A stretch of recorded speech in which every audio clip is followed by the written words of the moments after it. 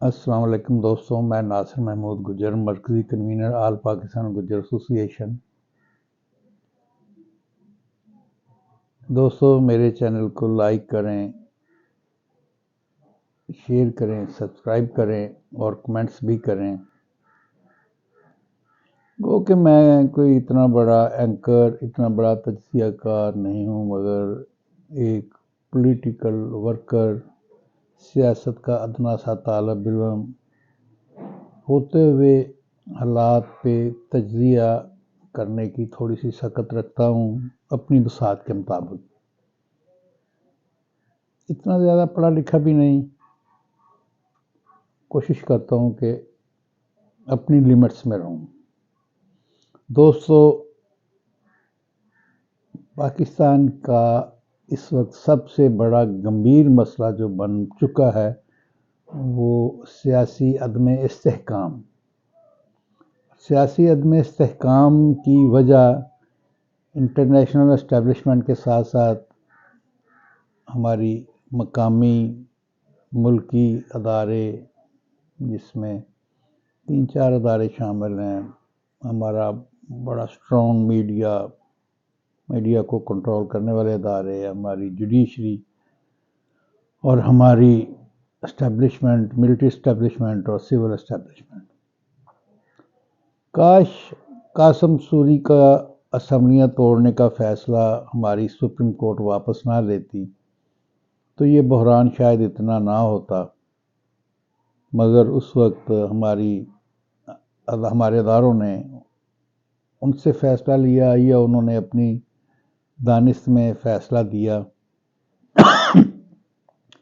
جس سے ملک میں عدم استحکام بہت زیادہ بڑھ گیا۔ عمران خان کو نکالنے والوں نے اس کو نکالنے کے بعد کوشش یہ کی کہ اس کی پارٹی کو تتر بتر کیا جائے، جس میں وہ 100% کامیاب تھے، مگر یہ وہ بھول گئے تھے کہ عمران خان جس کا نام ہے وہ ان سے ٹوٹنے والا نہیں ہے، وہ ایک فائٹر ہے، وہ بددیانت نہیں ہے، وہ کرپٹ نہیں ہے، وہ ملک کے ساتھ مخلص تھا۔ اس نے اپنے دور اقتدار میں 10 سال اس کی پارٹی کی حکومت KPK میں رہی، 3.5 سال وزیر اعظم پاکستان رہا۔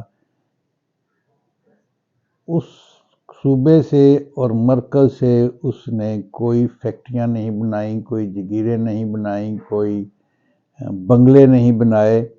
اس کے پاس جو کچھ سیاست میں آنے سے پہلے تھا، وزارت عظمیٰ جانے کے بعد بھی وہی کچھ تھا۔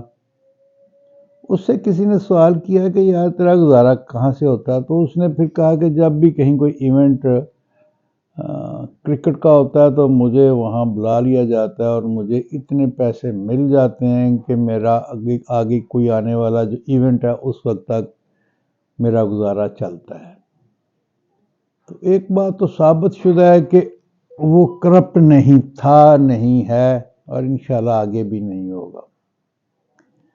اگر کرپشن ہی اس کا مدعا ہوتا تو وہ ایک شوکت خانم سے 10 انڈسٹری لگاتا، دوسرے شوکت خانم سے 50 انڈسٹری لگاتا، تیسرے شوکت خانم سے انڈسٹری کی تعداد 100 کرتا، نمر یونیورسٹی کے ساتھ وہ کوئی 2-3 جگیریں بناتا، القادر بنانے کی بجائے وہ کوئی نیازی ہاؤس جس طرح 5 ایکڑ میں 40 کنال میں بحریہ ٹاؤن لاہور میں ہے، اس طرح کا کوئی لاہور میں، اسلام آباد میں، کراچی میں اس طرح کا کوئی عمران خان ہاؤس بناتا، قاسم ہاؤس بناتا یا سلیمان ہاؤس بناتا، جو کہ اس نے نہیں بنایا۔ وہ اس لیے نہیں بنایا کہ اس کو ان چیزوں سے وہ مبرہ ہے، وہ ایک تحریک ہے، ایک تحریک کا نام عمران خان ہے، اس لیے اسے ان چیزوں کی ضرورت نہیں تھی۔ اس کو سونے کے لیے جتنا گھر چاہیے تھا اس کی وہ کیپیسٹی سے بڑا گھر اس کے پاس اسلام آباد میں بھی ہے، اس کے پاس لاہور میں بھی ہے، اس کے پاس میاں والی میں بھی ہے، جو اس کو بائی برتھ اسلام آباد والا تو اس نے اپنی ساری کرکٹ کی کمائی سے وہی بنایا ہے، تو باقی 2 جگہ اسے وراثت میں ملی ہیں۔ تو الیکشن کا آج جی موضوع بحث الیکشن ہے. الیکشن جانبدار ہیں، غیر جانبدار نہیں ہیں. وہ کس طرح کہ الیکشن کمیشن نے پہلے اس کی پارٹی کو اسے ڈسکوالیفائی کیا. ان کیسوں میں جو الیکشن کمیشن کا مینڈیٹ ہی نہیں ہے. الیکشن کمیشن کا کیا کام ہے کسی کے متعلق ریفرنس بھیجنا. یہ ریفرنسز بھیجتی ہیں حکومتیں عدالتوں میں بھیجتی ہیں، عدالتیں چیک کر کے آگے اسے ریفر کرتی ہیں. تو شاخانہ ریفرنس ہمارے الیکشن کمیشن نے بھیجا ہے اور اسپیکر قومی اسمبلی نے وہ ادھر بھیجا ہے. اس اسپیکر قومی اسمبلی سے کوئی یہ پوچھے کہ آپ کے دامن کتنا پاک صاف ہے، آپ جس جماعت سے تعلق رکھتے ہیں اس کا دامن کتنا پاک صاف ہے. بہرحال میرا اس وقت موضوع بحث وہ نہیں ہے. میرا موضوع بحث اس وقت الیکشن میں پری پول ریگنگ ہے. یہ موضوع کافی لمبا ہو جانا ہے، اس لیے میں کوشش کروں گا کہ آج اس کے بعد ایک اور ولاگ ریکارڈ کروں. میرا خیال ہے کہ دو ولاگز میں یہ پورا ہوگا. تو ہمارے مرکزی چیف الیکشن کمیشن نے پری پول ریگنگ کا ہر حربہ اپنایا. سب سے پہلے تو اس نے پنجاب اور کے پی کے الیکشن کو ڈیلے کیا.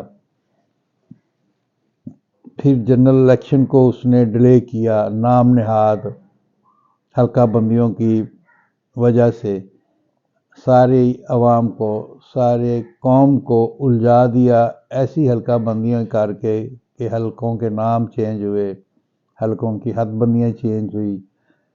ووٹروں کو جہاں جہاں کو پی ٹی آئی کا ووٹ تھا وہ خاندانوں کا ووٹ پتہ نہیں کتنے پولنگ اسٹیشنوں کے ایک ڈریس، ایک شناختی کارڈ، ایک فیملی ہیڈ کے نیچے جتنے اس کے فیملی ممبر تھے ان کو ڈیوائیڈ کر دیا مختلف پولنگ اسٹیشنوں پر، مختلف حلقوں میں. تو یہ سارا کچا چھٹا پری پول ریگنگ میں آتا ہے اور یہ پری پول ریگنگ کنٹینیو جاری ہے اور پتہ نہیں اس کا دورانیہ الیکشن تک کہاں جاتا ہے. میں ابھی اپنے اس کے بعد جو میں ولاگ ریکارڈ کروں گا اس میں بہت سی چیزیں میں آشکار کروں گا کہ یہ پری پول ریگنگ کہاں تک جا رہی ہے. تو اس میں ہمارے چیف الیکشن کمشنر صاحب جو ہیں ان کا مرکزی کردار ہے، وہ اپنا کردار ادا کر رہے ہیں اور ان کو یہ نہیں پتہ کہ آگے ایک فائٹر ہے اور فائٹر پوری جنگ لڑ رہا ہے. تو میرے دوستو، یہ اس وقت قوم پر بہت بڑی ذمہ داری آن پڑی ہے، قوم کے کندھوں پہ بھی اس نے اس سے کیسے نکلنا ہے.